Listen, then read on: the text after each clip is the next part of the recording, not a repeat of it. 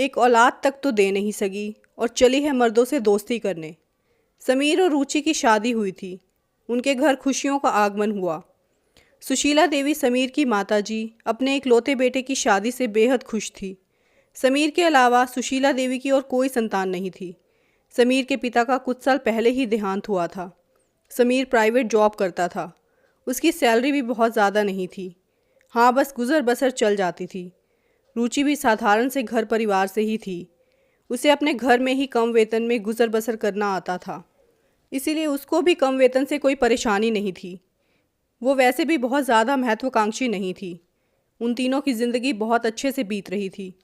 उनकी शादी को 3 साल बीत गए थे। सुशीला देवी उन दोनों से अक्सर बच्चे के लिए कहती रहती थी, लेकिन रुचि और समीर भी इसी बात से परेशान थे। उन्होंने एक बार डॉक्टर को भी दिखाया था, तो उन्होंने दोनों की जांच की। जांच में पता चला कि समीर में ही कुछ कमी है, जिस वजह से वो निसंतान है। लेकिन ये बात वो माँ को भी नहीं बताना चाहते थे। जैसे जैसे समय बीतता गया, सुशीला देवी रुचि को बात बात पर भला बुरा कहने लगी। दादी बनने की चाह ने उनको अंधा बना दिया था। ये बात समीर को भी अच्छी नहीं लगती थी। समीर माँ को सब बता देना चाहता था, लेकिन रुचि ने उसको अपनी कसम देकर ऐसा करने से रोक रखा था। वो किसी बच्चे को भी गोद नहीं ले सकते थे, क्योंकि ऐसा करने से माँ को इसकी वजह बतानी पड़ती, और उनको तो अपना खून चाहिए था। वो इस बात के लिए वैसे भी कभी राज़ी नहीं होती। आईवीएफ पद्धति से कुछ हो सकता था, लेकिन उसमें काफ़ी पैसा लगता और पूरी गारंटी भी नहीं थी कि संतान हो भी जाए। एक दिन समीर और रुचि साथ में बाहर घूमने गए। वहाँ उनकी मुलाकात रुचि के पुराने मित्र हिमांशु से हुई। हिमांशु और रुचि साथ में ही पढ़ते थे।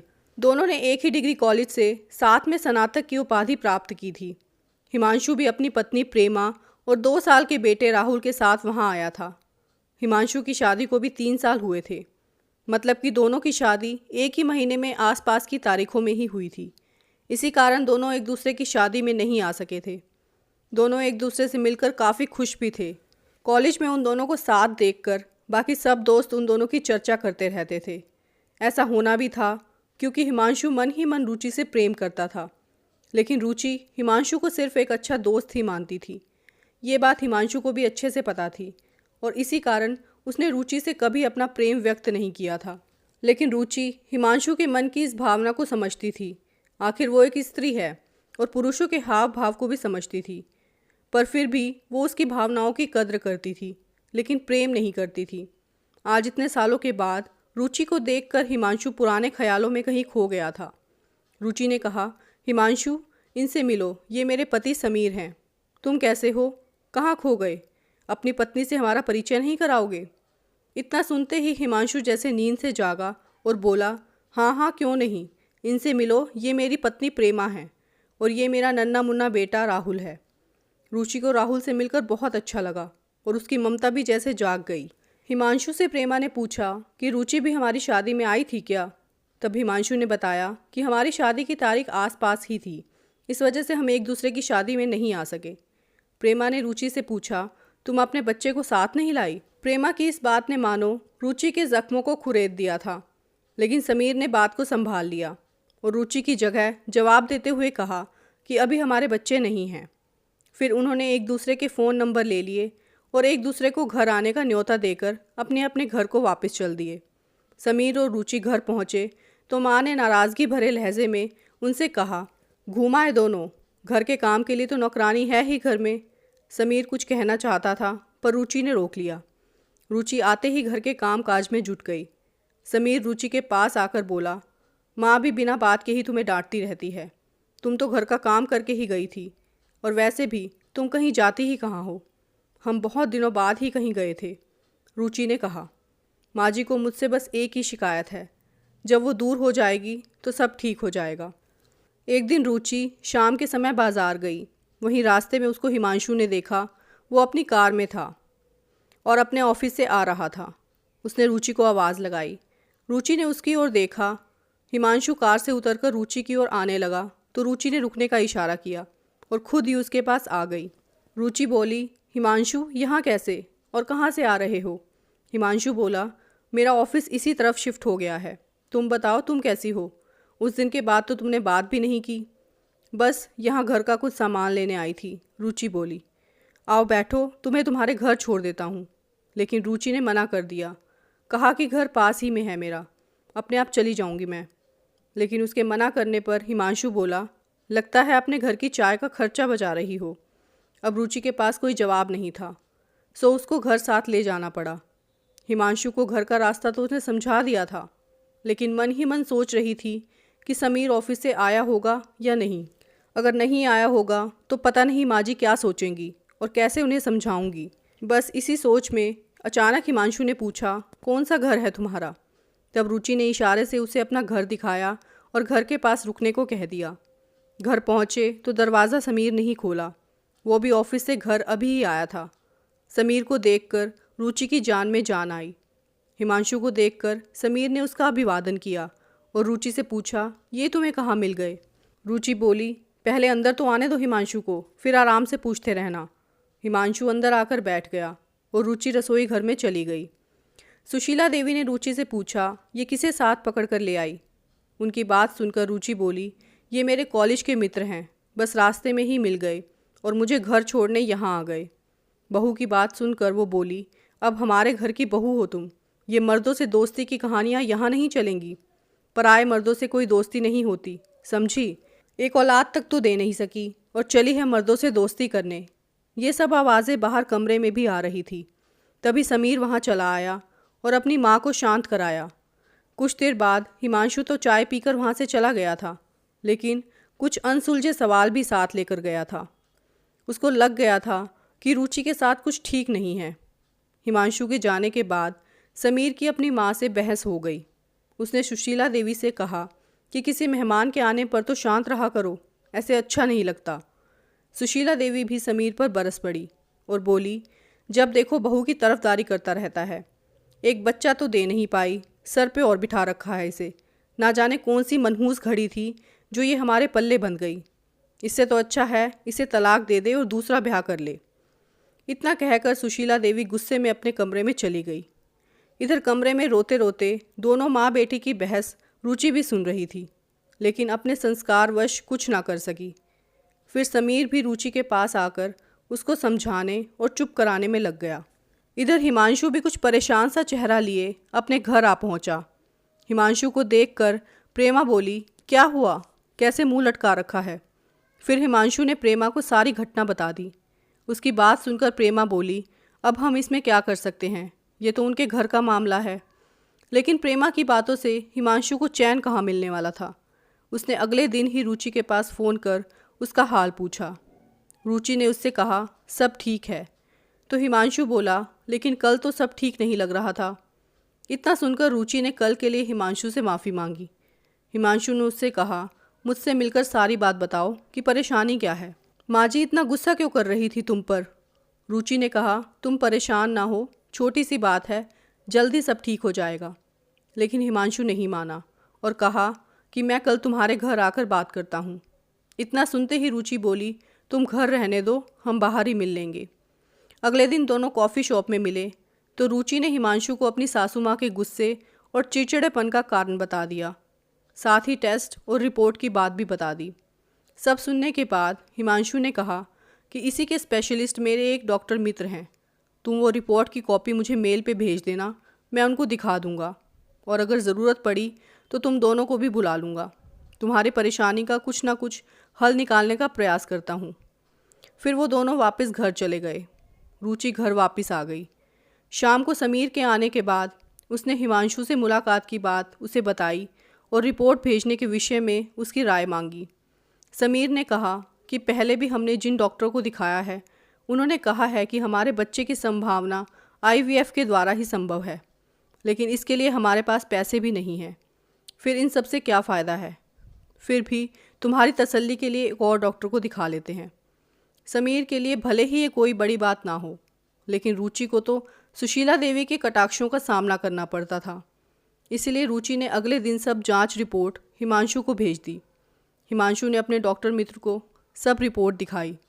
उन्हें देखने के बाद उसने भी वही बात कही जो बाकी सब डॉक्टर कह रहे थे कि IVF ही इसका इलाज है। लेकिन रुचि ने पहले ही हिमांशु से अपने हालात बयां कर दिए थे, इसलिए उसने डॉक्टर से कोई और रास्ता बताने का आग्रह किया। डॉक्टर ने कुछ सोचकर कहा कि एक उपाय हो सकता है, लेकिन इसका मेडिकल साइंस से कोई वास्ता नहीं है। हिमांशु ने उत्साहित होकर पूछा कि वो क्या है। डॉक्टर ने बताया कि मेरे पास लगभग 1 साल पहले एक दंपत्ति आए थे। उनका केस भी इसी के जैसा था। वो भी IVF नहीं करा सकते थे, सो वो चले गए। लेकिन अभी कुछ दिन पहले मैं अपने एक परिचित डॉक्टर के क्लिनिक गया था। वहाँ मुझे देखकर एक व्यक्ति ने अभिवादन किया। वो वही थे। मैंने उनसे पूछा कि तुम यहाँ कैसे, तो उसने मुझे बताया कि वो अपनी गर्भवती पत्नी की जांच कराने आए हैं। मैंने उनसे पूछा कि पैसों का इंतज़ाम हो गया था, तो उन्होंने कहा कि उन्होंने किसी वैद्य से देसी इलाज कराया है। अब उन्होंने क्या इलाज कराया है वो तो मुझे नहीं पता, लेकिन उनकी और समीर की बीमारी एक ही थी। लेकिन जो देसी दवा उन्होंने ली उसी से ये सब संभव हो सका। मैं उस क्लिनिक से उनका पता लेकर तुम्हें दे दूँगा, तुम उनको मिलवा देना। ये बात हिमांशु ने रुचि को बताई। रुचि ने कहा वो समीर से इस बारे में बात करेगी, लेकिन समीर इन सब वैद्य हकीमों पर विश्वास नहीं करता। फिर भी रुचि ने समीर को सब बात बताई, लेकिन जैसा रुचि ने कहा था वैसा ही हुआ। समीर ने साफ साफ मना कर दिया। उसका कहना था कि मेरे पिताजी का देहांत भी इन्हीं वैद्य और हकीमों के चक्कर में ही हुआ था। उनकी थोड़ी तबीयत बिगड़ी थी और वो अपना इलाज डॉक्टर से ना कराकर वैद्य और हकीमों से कराते रहे, जिससे उनकी जान चली गई। ये सब अपना पैसा बनाने के चक्कर में इंसान की जान से खिलवाड़ करते हैं। मैं इस बात के लिए बिल्कुल भी इजाज़त नहीं दूंगा। रुचि ने हिमांशु को समीर का फैसला बता दिया और कहा तुम अब मेरी चिंता करना छोड़ दो, जो मेरी किस्मत में लिखा है वही होगा। हिमांशु ने रुचि की बात सुन तो ली थी, लेकिन वो हार मानने वालों में से नहीं था। उसने डॉक्टर से उनका पता लिया और उनसे जाकर मिला। उन्होंने बताया कि उनके एक रिश्तेदार के गांव में कोई वैद्य है जो वो दवा देता है, चाहे पुरुष में कमी हो या स्त्री में। वो रिपोर्ट देखकर उसके अनुरूप ही दवा देता है। हिमांशु के पास रिपोर्ट तो थी ही, तो वो एक दिन उनको साथ लेकर अपनी गाड़ी से ही उस वैद्य के पास चला गया। उस वैद्य ने हिमांशु को दवा का चूर्ण दिया था, जो समीर को 3 महीने तक सुबह शाम देना था। अब दवा तो वो ले आया था, सो उसने रुचि को मिलने के लिए बुलाया। पिछली घटना के बाद से रुचि के घर जाने से वो कतराता था। जब रुचि आई तो उसने उसको वो दवा देते हुए कहा कि समीर को दवा देने का काम तुम्हारा है, तुम उसको ये दवा सुबह शाम खाने में ही डालकर दे देना। सब कुछ ठीक रहा तो तुम उसको बता देना कि तुमने वो वैद्य वाली दवा उसको दी है। अगर दवा का असर नहीं होता तो कुछ कहने की आवश्यकता नहीं है तुम्हें। रुचि को ये सब ठीक नहीं लग रहा था। वो असमंजस में पड़ गई थी। एक तो समीर को बिना बताए दवा देना, दूसरी ओर सुशीला देवी के ताने। वो इस कश्मकश से निकल नहीं पा रही थी। यदि दवा का असर हो भी जाता तो भी समीर को कैसे समझाना होगा ये भी नहीं मालूम था। लेकिन सुशीला देवी के दिन ब दिन बढ़ते हुए कटु वचनों की वजह से रुचि ने समीर को खाने में दवा मिलाकर देना शुरू कर दिया। लेकिन ये सब समीर के अलावा सुशीला देवी से भी छुपाना पड़ता था। इसी तरह दिन बीतते गए। हिमांशु भी रुचि से फ़ोन पे हालचाल पूछता रहता था। इन सब बातों को 7 महीने बीत चुके थे। एक दिन अचानक रुचि चक्कर खाकर गिर पड़ी। समीर डॉक्टर को दिखाने ले गया। डॉक्टर ने उनको बधाई दी कि रुचि माँ बनने वाली है। रुचि तो इस बात से बहुत खुश थी, लेकिन समीर सोच में पड़ गया कि ऐसा कैसे हो सकता है। वो रुचि के चरित्र पर शक करने लगा। समीर के चेहरे के हाव भाव देखकर रुचि ने उसको सारी बात बताई। समीर ने उस समय तो उसकी बात मान ली, लेकिन उसके मन में शक का बीज पड़ चुका था। घर आकर उन्होंने माँ को खुशखबरी सुनाई। सुशीला देवी ये खुशखबरी सुनकर खुशी से झूम उठी थी। रुचि ने हिमांशु को फ़ोन करके उसके किए प्रयासों के लिए धन्यवाद कहा, लेकिन समीर अब हिमांशु को दिए जाने वाले धन्यवाद को अलग ही नज़रिए से देख रहा था। वो अब उनकी दोस्ती पर शक करने लगा था। जहाँ सुशीला देवी का व्यवहार रुचि के प्रति मधुर होने लगा था, वहीं समीर का व्यवहार रुचि के प्रति बदलने लगा। वो रुचि से अब पहले की तरह प्रेम पूर्वक व्यवहार नहीं करता था। बात बात पर रुचि से झगड़ा करने लग गया था। रुचि अब सास के तो करीब हो गई थी, लेकिन उतना ही पति से दूर भी हो गई थी। रुचि ने एक बेटी को जन्म दिया। उसकी सास बच्चे के जन्म से बहुत ही खुश थी, लेकिन समीर के मन में पल रहा शक उसकी खुशियों पर हावी हो चुका था। वो अंदर से बिल्कुल भी खुश नहीं था, यहाँ तक कि वो अपनी बेटी को भी देखने नहीं आया। सुशीला देवी अब रुचि को अपनी पलकों पर बिठा कर रखती थी, लेकिन रुचि अब समीर को फूटी आंख नहीं सुहाती थी। रोज़ रात समीर नशे में धुत घर आता था और रुचि से झगड़ा करता था। सुशीला देवी भी समीर के इस बदले हुए व्यवहार से हैरान थी, क्योंकि जो लड़का अपनी पत्नी के प्रति अनुचित व्यवहार करने पर अपनी ही माँ से लड़ बैठता था, वो अब रोज़ नशे में अपनी पत्नी से झगड़ा करता था। एक रात समीर फिर नशे में आया और हमेशा की तरह दोनों पति पत्नी में झगड़ा होने लगा। लेकिन अब उसने अपने मन में पल रहे सारे शक पूरी तरह जाहिर कर दिए और हिमांशु का नाम ले लेकर उस पर लांछन लगाने लगा। सुशीला देवी भी वहाँ आ गई थी। समीर को डांटते हुए बोली कि बहू से इस तरह का बर्ताव क्यों कर रहा है और अपनी बेटी को भी देखकर खुश नहीं रहता। इतना सुनकर वो अपनी माँ से बोला, जिस पोती को देखकर तुम खुश होती हो वो तुम्हारी है ही नहीं, वो तो उस हिमांशु की है। इतना सुनते ही सुशीला देवी ने अपने बेटे को थप्पड़ जड़ दिया। माँ को रुचि की तरफदारी करता देख समीर ने माँ को अपनी जांच के विषय में सारी बात बता दी। वो बोला, डॉक्टर की रिपोर्ट के अनुसार वो तो बाप बन ही नहीं सकता, तो ये बच्चा हमारे ऊपर थोपा जा रहा है। बेटे के मुंह से इतना सुनते ही सुशीला देवी ने अपनी बहू को प्रश्न भरी निगाहों से देखा। रुचि ने उनको सच्चाई बताने की कोशिश की, लेकिन वो अब कुछ सुनने को तैयार नहीं थी। सुशीला देवी को तो अपने बेटे की ही कही हुई बात का भरोसा था, क्योंकि उसने सबूत के तौर पर अपनी जांच रिपोर्ट जो दिखाई थी, उसी समय रुचि को बच्चे समेत उन्होंने घर से बाहर निकाल दिया। समीर ने कहा कि वो कल ही उसको तलाक के कागज़ भिजवा देगा। अब किसी तरह रुचि अपने घर आ गई। उसके माँ बाप भी गरीब ही थे। रुचि ने उनको अपनी आप बीती बता दी। अगले दिन ही समीर ने अदालत में तलाक की अर्जी दे दी। हिमांशु ने भी अगले दिन हालचाल पूछने के लिए रुचि को फ़ोन किया। हिमांशु से बात करते करते रुचि रोने लगी। हिमांशु को उसने अपना सारा दुख बयां किया। हिमांशु ने कहा कि मैं समीर से जाकर बात करता हूँ और उसको समझाने की कोशिश करता हूँ, लेकिन रुचि ने उसको मना कर दिया। कहा कि अब वो किसी की नहीं सुनेगा। रुचि के पास तलाक का नोटिस भी आ गया और तारीख पर सब वहाँ पहुँच गए। अदालत की कार्यवाही में भी हिमांशु रुचि के साथ आया। उसको आया देखकर समीर को गुस्सा तो आया, लेकिन सबके सामने अपना गुस्सा पी गया और कुछ कह ना सका। अदालत की कार्यवाही शुरू हुई तो समीर ने तरह तरह के लांछन रुचि पर लगाए और तलाक का कारण भी यही बताया कि ये बच्चा उसका नहीं है। जब रुचि से पूछा गया तो उसने देसी इलाज वाली सब बात बता दी, लेकिन अदालत में तो सबूत ही चलते हैं जो रुचि के पास नहीं थे, क्योंकि कानून तो मेडिकल साइंस की ही रिपोर्ट मानता है। इस पर रुचि के वकील ने कहा कि सबूत के लिए अदालत डीएनए टेस्ट करवा सकती है। इसके लिए तारीख दी गई। अब अगली तारीख में टेस्ट रिपोर्ट के अनुसार ही फैसला होना था। टेस्ट कराकर उसकी रिपोर्ट अदालत में जमा कर दी गई। तारीख के दिन अदालत में बताया गया कि डीएनए टेस्ट की रिपोर्ट के मुताबिक बच्चा समीर का ही है। अब इस रिपोर्ट को देखकर समीर आत्मग्लानि से भर गया और अदालत से अपनी तलाक की अर्जी वापस लेने का अनुरोध करने लगा। लेकिन अब रुचि ने समझौता करने से इनकार कर दिया। उसने कहा कि एक बार शक की दरार रिश्ते में आ जाती है तो वो कभी नहीं भरती। उसने अदालत से तलाक देने का आग्रह किया। इस तरह उनका तलाक हो गया। सुशीला देवी और समीर अपनी गलती पर शर्मिंदा थे। एक छोटे से शक के बीच ने उनकी खुशियों भरी ज़िंदगी बर्बाद कर दी थी।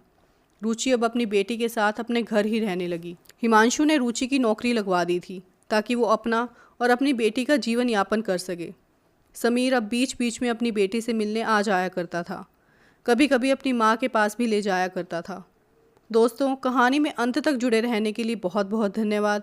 कहानी कैसी लगी अपनी राय ज़रूर देना और चैनल को सब्सक्राइब करना बिल्कुल मत भूलना। Thank you for watching this video. Take care. Bye bye.